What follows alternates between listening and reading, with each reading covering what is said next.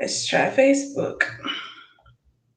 Because some of the comments I can't see, so I'm going to. Oh, okay. I see here. And we can see comments on the side. Yeah. Okay.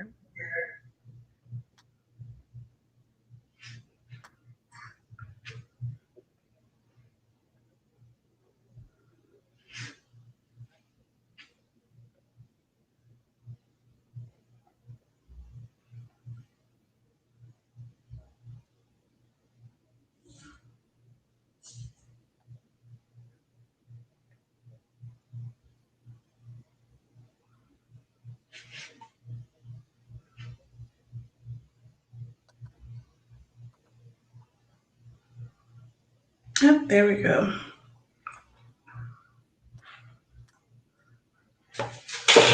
Hi, everyone. If you've been joining this journey, I've been live for about 5 weeks straight. That is a record for me. I am promoting this new book called Live Wiser, The Ultimate Guide of Adulting. Last month, this month, it feels like it's a new month, although it's the last day. But all of March, you've received some behind the scenes of me writing the book with my writing partners. You've seen me go live with some of my mentees and coaches who've I've been a part of their college journey and adulting journey. And today kicks off a new live chat series where I interview some of my favorite people to really gain some insight into their journey of adulting. And tonight I have a very special guest, Miss Sheba Turk of WWLTV. I don't know, she popped in my inbox one day and thought I was interesting enough to interview. Mm-hmm. And yeah, we've been, she's my best friend in my head since then. Yay! So I'm really excited that she agreed to join me. We had a little chat, in between our interview where we were talking about my first book, Go Wiser. And she really kind of had some tidbits she gave me a little bit of insight into her college journey and found that Go Wiser could have helped her like I was hoping it would in college. That was the reason I wrote Go Wiser. And so I think she's going to give us some great pearls of wisdom and some insight into her journey.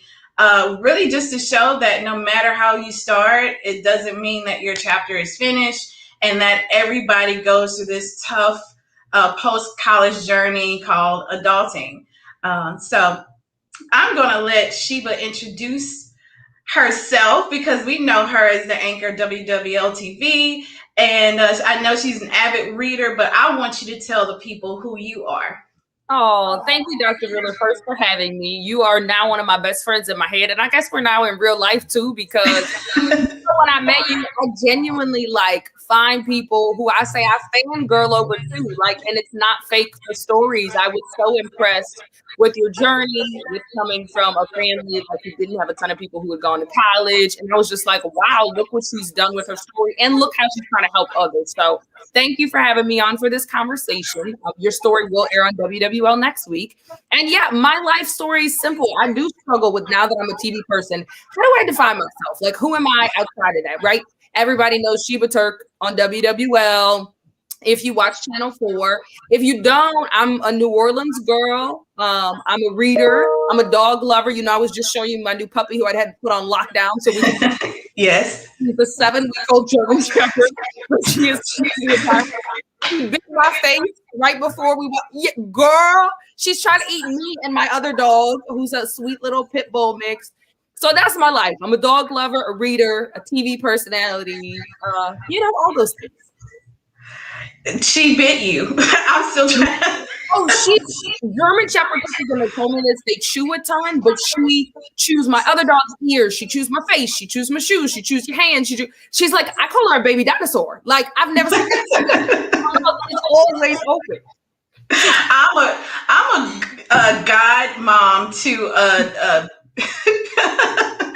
pit bull named Bella. She's so sweet. Oh, she's so sweet, but she's huge. Yes. She belongs to my best friend Ebony, and she's the one. I'm so happy I'm on her good people list that she does not eat me, and I'm determined to stay there. She definitely should stay there. But I love that her dogs have a godmom. I need to get on it. I need my dog. I would, I play with Bella. She's sweet. I do have to keep my eye on her just in case she forgets who I am every now and again, like Kevin Hart. Like smell my hand. I'm sure she'll love you forever. Yes, Sam, my pit bull mix is super sweet. He's a very nice dog. But you're right, if you're on the right list. If you're on the right list. Well, I like to have some warm-up questions before we dive in. And so one of them is, what's the strangest thing you have in your refrigerator right now? Oh, should I be completely honest that there's not much in my refrigerator? So my brothers are always the ones who are like, oh my God, are you struggling when they come over to the house? Like, why don't you have food in the fridge? I'm not a big cook. So like sometimes there's just water. Right now there's water, non-dairy ice cream, spaghetti spirals, and I made some meatballs that I'm eating like all week long. But I'm not gonna lie, that's like it. Like there's nothing else in the refrigerator. I understand. I have a lot of like random things. I'm pretty sure they can like be thrown away. Yeah. I'm a single. Nothing. I'm a single girl, so I try to like buy for whatever I'm going to get that week. Yes. Save some space in case I don't want to eat nothing that's in there. There you go. And you might just want to order some takeout. I'm trying to do better at not ordering sushi multiple times a week. It's not happening right now, though. It's okay. It's okay. We're in a pandemonium. Do whatever you need to survive. Yeah. Well, I mean, maybe you told it to me, but what's your favorite snack? Ooh, what is my favorite snack? Probably cheese and bread. Cheese and bread? I'm lactose intolerant and I try not to eat a ton of bread because it makes me tired because I wake up at 3 a.m. But when I tell you I could tap some cheese and bread. Like, is it like the yellow cheese on white bread? No? Like I go to Whole Foods and get like mascarpone and fig. Well, you see, you have to say charcuterie or a cheese spread. You're right. I was like, cheese and bread. You're right. I'm making it sound like I'm eating Kraft's cheese slices and butter bread. No. This is nothing's wrong with that. Nothing wrong. No. This is fancier. I love a baguette, and then like I go to Whole Foods and pick like 5 cheeses, and then I just eat it all. You can fit in with my group. Yes, that's what we do on a break. That is our pastime. That is my pastime. Last Friday night, those were my plans. I ate the loaf of French bread and I ate all the cheeses. My good friend Keandra, she's actually starting a business to put together charcuterie boards and packages for people. Oh my goodness, what a great idea.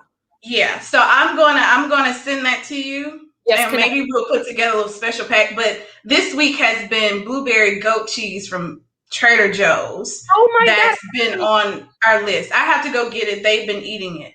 Oh my God, that sounds so good. I actually just had blueberry goat cheese. I was at a restaurant. It was like one of the cheeses on the cheese plate. I get cheese plate everywhere. I love cheese, but I'm like, so there's that part. Same. I mean, you fit in. You fit in. You'll fit in with this. So last question, what are you binging on now?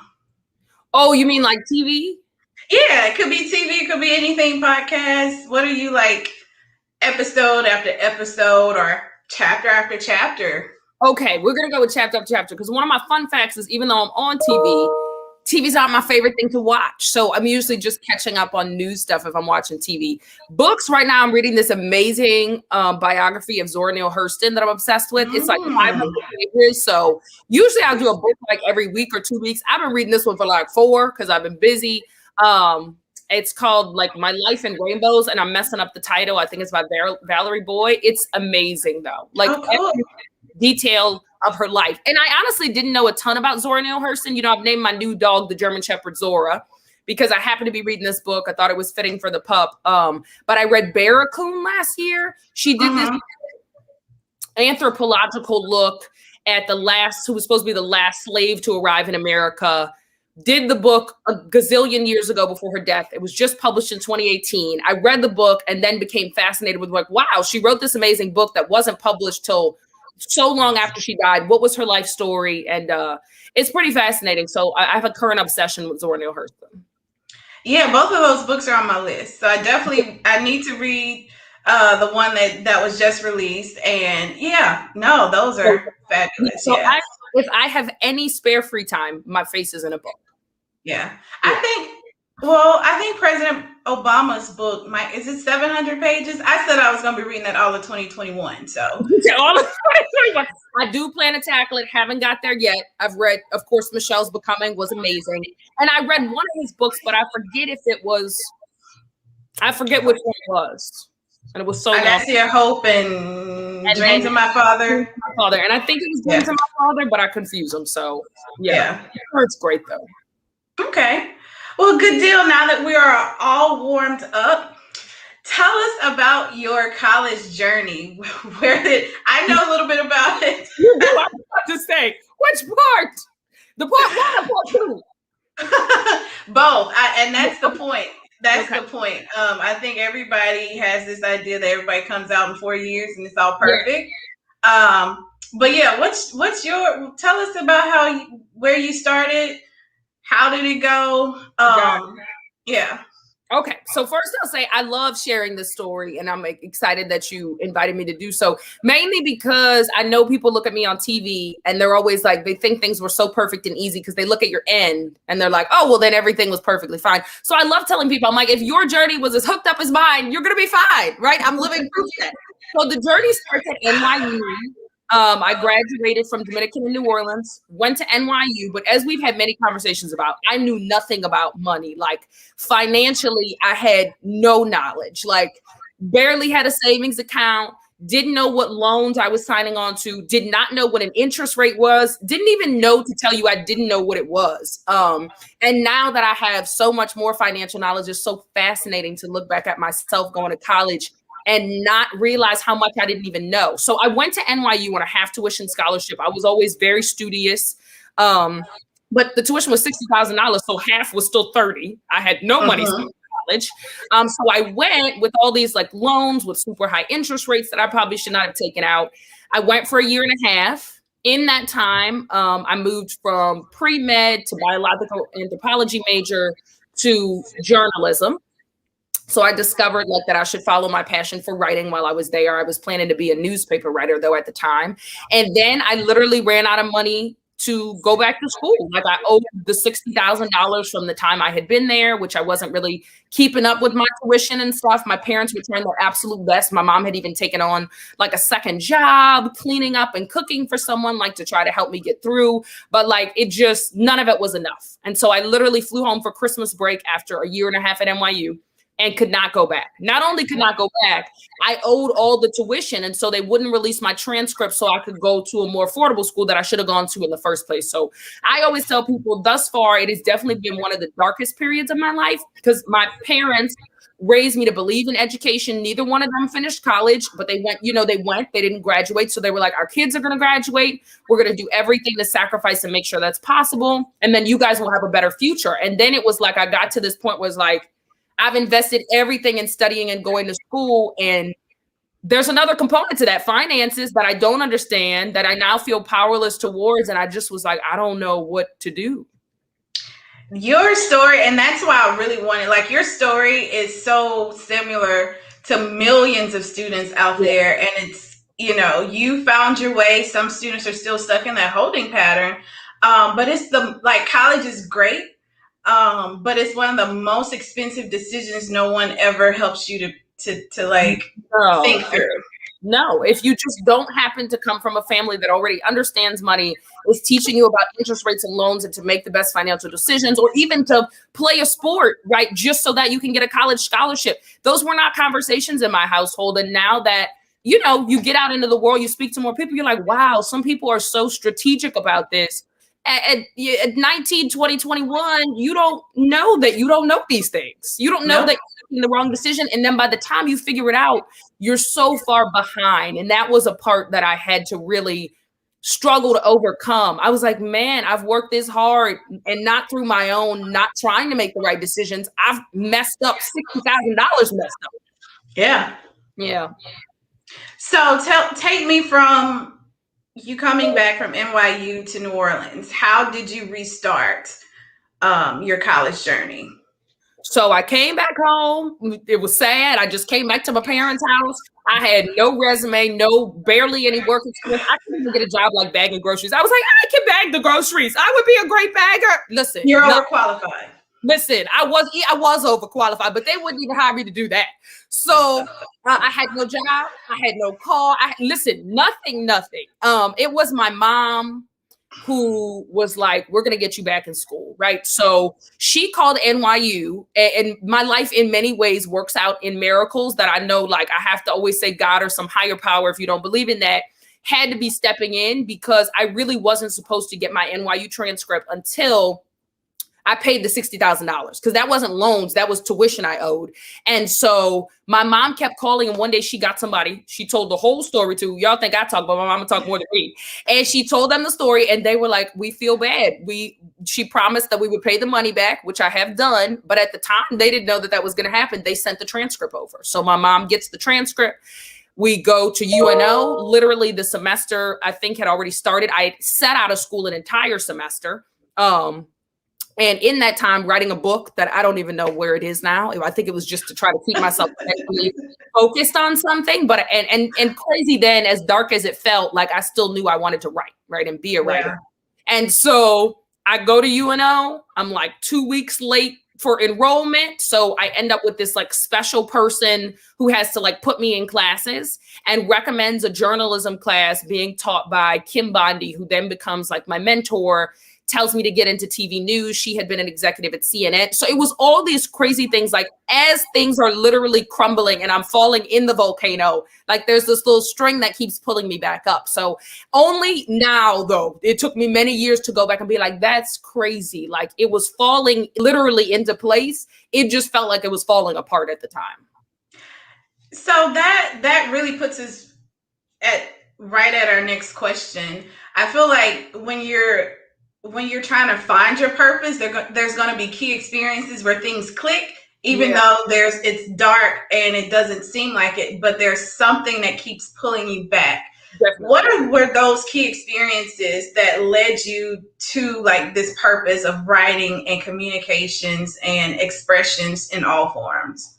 There's definitely several. So the biggest one was when I was still at NYU. I did go to school pre-med. I was saying that I was going to be a neonatologist and work with preemie babies. And it was because, everybody keeps asking what you want to do. And I was always smart. I always made straight A's. I didn't make my first B literally till college. And it was like one. So there was all this pressure, like she's going to be a doctor or a lawyer those weren't genuinely my interest, but I also wasn't disinterested in them. And so I'd said my whole life I would be a veterinarian. I talked about the animals at the start. I did love animals. When you really look into life, though, you're like, okay, that's not the lifestyle I want. I love animals. Do I need to be at the vet office every day? No. So then I was really like, I've said that my whole life. What will I do? So I picked pre-med because I thought it'd be cool and interesting. I love the show ER. This is all like I was working with, right? Like there's no right. I'm just grabbing in the dark. So I decided to do that. And then after literally a couple of weeks of classes, I was like, I hate calculus class. And I am fine with pushing through something difficult for a larger goal. The problem was I didn't want the larger goal. So when I'd be like, you're doing this to be a doctor, I'd be like, I want to be a doctor. So this doesn't make sense. Like I literally walked out of calculus class one day. On the way to my dorm, I decided to drop all the classes. I knew my parents, who were always full support of me being happy and like passionate about my life, wouldn't care. My roommates were like, what are you doing, crazy person? And I was like, I hate it. So I was like, what classes y'all taking? Because it was like drop day. It was the day before. After that, we were locked in for the semester. And one of them was like a journalism class. And she was like, but it's really hard because they try to weed out people. And I was like, girl, it can't be harder than calculus. That's how I ended up in the journalism class. And then I loved writing. So I took creative writing. And what's crazy is all through school, you would have asked me my favorite class. It was always English. It was always reading. It was always writing papers, any kind of paper. I just love to write and read. I ignored that passion because I didn't come from a family with money. I never thought that I could just jump into a career writing. And because I didn't really have much career exploration, I never thought of TV as a venue where writers went, right? Because it was the TV part. And I still have to explain that to people now. I'm like, but the base of my job is writing. I write stories. I present it to you. So that's, the component I ended up adding on to work in TV. But the heart of it is really writing stories and delivering them. So that was definitely the key experience. Realizing that I hated that class and thinking about, like, what have you loved your whole life? Wow, it was writing, right? Like, you should stick with it. And it immediately clicked for me. Even before I left NYU, as hard as the journalism classes were, and I only took like 2 there before I dropped out. Then I transferred to UNO, which didn't have a journalism major. So I really took English classes, one or two more journalism classes. They weren't even, one was for TV, one was for like newspaper. So I didn't even get much college experience in like TV journalism. But I definitely knew then whatever I do with my life will be writing based. Yeah, that story sticks out. I worked at LSU for a long time and worked with a lot of pre-med. My dissertation is actually on a biology boot camp meant to like make students realize, like, if you were told that you were smart and you should go in med school, this is the time when you can U-turn out of here and change your major before school starts. Yep. See, that's what I needed. It wasn't like, there's so many careers now. I meet people, and I was like that with you. I'm like, tell me more about your life. And I'll still be people be like, oh, I want to be that when I grow up. I just had never even heard of it. I never knew it was an option. I met somebody one time who was a flavor chemist, like who discovered, found ice cream flavor. I'm like, you know how many people will be interested in being that, but have no idea it exists? No idea. They're not. That is why I tell students. Yeah, I tell students to don't think about what's going to make money. Yeah. Like, go research if you were going to get this job today. Right. Go and look on any search engine, look at what's out there, and backtrack it to your major. Definitely. As a clear path to it, because the way we were taught to do careers, and that's like one of the ultimate chapters in my book, is like probably 9 times out of 10, the way we're taught about careers probably messed us all up, and we have to go revamp, rethink after grad school. Don't throw away your college degree, just accessorize it and figure out a way to move forward. Very much so. So I also have a chapter called The Grown Up Glow Up. Okay. And I describe this as like, so you have adults who are over 18, but are not really adults, right? Well, I wouldn't put you in that. But they're like dull, they're sad, they're just cranky, they're angry, they're just crabby, they're just there. They're just there. They're unhappy. They're probably the boss that didn't fix, being bullied in kindergarten, so now they're the pit bull boss. Yep. So I describe the grown up glow up as just living your authentic self. You're at peace with where you are, and you're living on purpose. Yeah. Is there a significant time where you can say this was we'll have them, multiple times in life, but can you pinpoint a time where you're like, I'm comfortable with Sheba. I'm okay. I'm not where I want to be, but I'm okay with this journey. And I'm at peace. I have peace, I have joy, and I'm okay. Yes.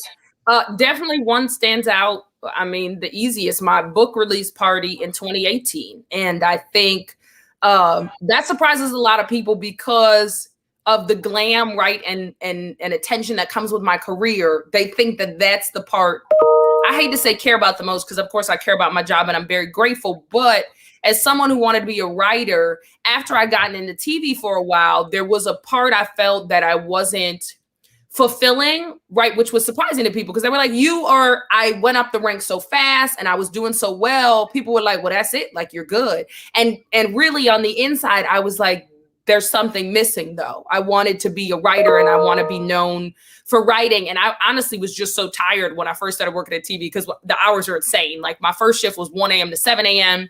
Then I moved on to like 3 a.m. I went on TV at 4:30 a.m. Now we're going at 5. I was so tired. I didn't feel like I was doing enough outside of work to work on my own personal goals, which I think are also important to have. It was Sally Ann Roberts, whose position, I took in 2018, who was like, you got to work on your own stuff. You want to write, Sheba, you write a page a day. And so she was right. I said, Sally, a page a day, I'm never going to write a book. She was right, though, because she knew it was about forming the habit of writing. And I will fall out of it now, and I'll make myself go back to, you have to write something a day. It could just be your thoughts for the day. It could be a story, a fiction story you thought about for the day. So I was doing that, and I ended up writing my life story one day, and it clicked. And I was like, ooh, I should write this book. At the time I had started speaking to schools, which became one of my favorite things. It's like kind of a side thing of our job. Some of us do it, some of us don't. I was getting called a lot to tell my story to kids in schools. And I was like, I should write this in a book, not wait until I've like retired from the business and just want to write about like my glory moments. I love those books too. I love the journalists who go back and are like, here was my career. But I was like, I don't think I want to write that. I think I want to write that for the person who's coming right behind me, who needs to hear my story. What if I could talk to my younger self, basically? And so I wrote the book. It felt so organic that I like churned it out, got it published. And my book release party in 2018, like there was just such an amazing turnout. I remember being so overwhelmed, but like even now today, you know, the pandemic's been crazy. Life's been crazy since then. My dad has passed. So I feel like some really tough times. I think back to then and like, that was my piece. Like everybody I loved was there. I had created something. And I think that's the joy for me that sometimes people don't realize on TV. Like there's no joy for me in y'all just like praising me because I'm sitting on TV. Like I want you to praise me because I sit on TV, right? And I said something that you're proud of, or I stood up for something you're proud of, or I created or wrote a story you're proud of. And you know, our society can be a little superficial. So sometimes it's more just like, we like how she dressed. That's cool too, but that's not gonna fulfill my soul. The book was like, if you appreciate creating something and giving it to the world, and then like the pressure you feel with like, oh, if people don't like it, this is me, right? This is not like my outfit. This is not like a news story that's not about me. This is me. But it was that is still the high for me that I'm trying to recreate and work on something new with. I love it. So you mentioned that your book was, you know, telling your story. Mm-hmm. What is one piece of adulting advice that you like off the top would give any adult, especially those who are between that odd, awkward age at 20, 21, you're trying to find your stride, 20-something-year-old? This one definitely goes back, and I think it was my mentor Kimbani who told me this, like, take everything in baby steps, because I'm very much a big picture person, and so I have all these grand life goals, and then I will get to the point where like they're so overwhelming that you either do nothing or you just feel lost. So I'm very good at daily writing down like, here's the 10 things I'm going to do today, and here's the 5 that have to be done, and here's the others that maybe I will get to. So I would say take life in like little chunks. Even now when I talk to like younger people who are like, oh, I don't know if I'm going to like this job, so I'll just stay at the one I hate. I'm like, we need to stop thinking of life as like, you're going pick your dream job tomorrow. Pick something you think you might be interested in, hop to that. And in that realm, you may figure out the next place you want to go to. And I think that's with everything. I still do it. I still will be like, I want to be doing this big thing. We'll do this little thing first, right? And then you'll be one step closer. And it's just easier to digest. It gives you less anxiety than feeling like you're not accomplishing this huge thing. Like chop things into smaller pieces. I love it. That is, it's like you already read my book. Hey. No, that's huge. I think, you know, once we have this grand life, like it feels like we've been set up for the okie doke.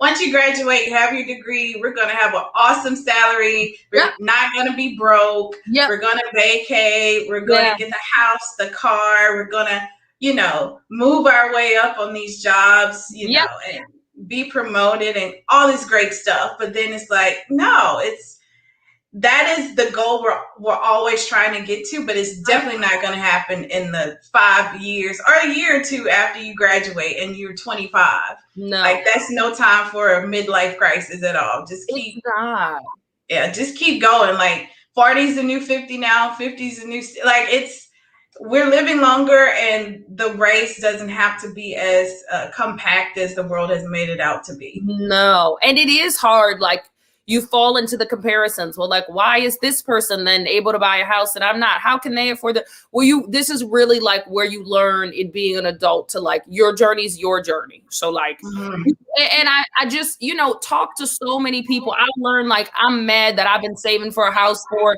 10 years and they bought their house at 22. Well, their parents gave them the down payment, and great for them. That's how it should be, right? Like, we should be able to pass on. But if that's not, you can't compare yourself to someone else who has help and you don't, right? So you very much have to like stay focused, which I know gets hard, especially with the younger kids with Instagram. And I think even more it's harder for them because it's right in their face constantly. Yeah. It's not all real and you're not getting a whole story. It's not. Yeah, we just had Facebook. Yeah, I don't know. Facebook and we barely used it. Because once we realized that people were looking at us and they were judging us for our Facebook lives, we like, oh, let us, put down that red Solo cup. Don't tag me in pictures. Change my middle name, Sheba Ann Marie, right? Like Turk Sheba. Turk Sheba is your username now. Just a hot mess. Yeah, there's so much they look at. And I do feel bad for the younger kids because I do feel like they have it worse when it comes to like comparison and images. And that's something I've never been into, but I see how easy it is to get caught up and like compare yourself to other people. You don't know their story. You don't. Like, you can only live your facts and truth. The person you might be idolizing has all the stuff you want. They might be in debt for it. Like you don't know. No, I mean, ripped from the headlines, you can see, Sweetie and Quavo. Everybody was like, oh, that's relationship goals. And I'm like, oh, I love them too. But then behind the scenes, right, it was a different picture. That's one of the biggest ones I learned, especially with relationships. You never know what's going on between two people. And you can't fault people for not putting their business out or making it look good because they're just trying to live their private lives, right? I don't know that they're necessarily trying to perpetuate false images. So I always I'm like, you have no idea what goes on between two people. You don't. No. You have no idea. No. And nobody's going to post failures or fights in elevators.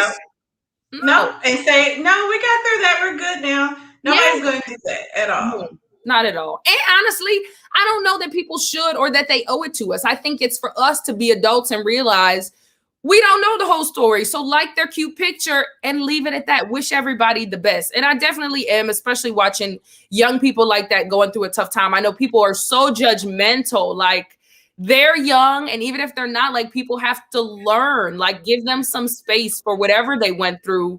To go through it on their own. We don't know the situation. I see people like, Sweetie did this and Quavo did that. I'm like, what? You don't know these people. You don't know people. Leave them alone. Yeah, exactly.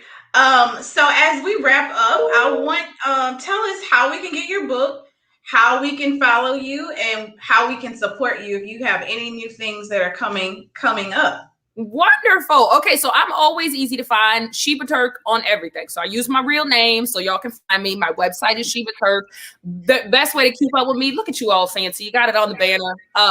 Instagram, anything I update will be on social media. The best way to get my book right now is where books are sold: Barnes and Nobles, Amazon. I'm out of stock right now on my website, but I'll be relaunching and getting that all back together soon. And for now, just follow me on social media. I'll have all the updates there.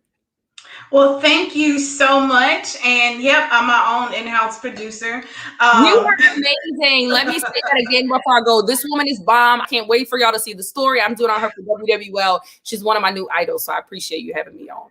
Thank you so much. And Live Wiser, the Ultimate Guide to Adulting, we're still in pre-orders. It's dropping June 20th on my birthday. So you can go if you're watching on, let's see where we are, Facebook, YouTube and Twitter. You can all go to my website, and I can drop that below. You can go to my website, erinrwillerphd.com/shop to purchase a signed copy.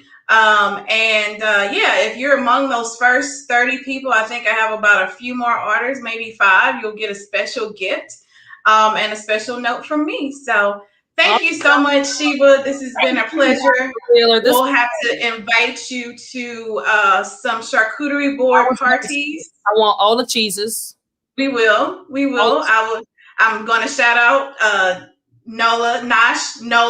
I think that's the name of her company. She's still building it, but she puts together some very great combinations that I would never put together myself. So we're always having fancy cheese parties. I'm excited. Well, thank you so much. Bye, everyone. Thank y'all for supporting. Thanks. Bye, Dr. Wheeler.